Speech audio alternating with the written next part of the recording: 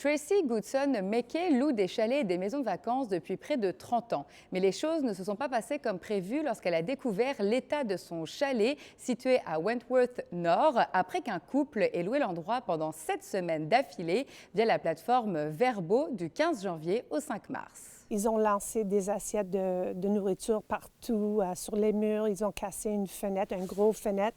Ils ont cassé une porte coulissante. D'abord de laver la vaisselle, ils ont jeté dans la poubelle.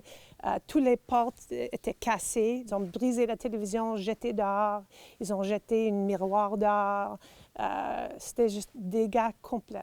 Partout. La propriétaire estime que le couple aurait causé pour 20 000 $ de dommages. De son côté, la plateforme Vrbo a finalement répondu aujourd'hui aux demandes répétées par la propriétaire pour récupérer le dépôt de sécurité et ses revenus générés par la réservation qui s'élèvent à près de 12 000 $. Par courriel, Vrbo s'excuse pour la situation et s'engage à payer une partie de l'indemnisation demandée par Mme Goodson, tout en l'encourageant à contacter ses assurances pour obtenir de l'argent supplémentaire pour les dommages. Moi, je pensais qu'une compagnie comme Vrbo, c'était une haut de gamme, une compagnie haut de gamme qui attirait une clientèle haut de gamme, puis il y avait des protections en plus de Airbnb. Puis maintenant, je sache que ce n'est pas la vérité.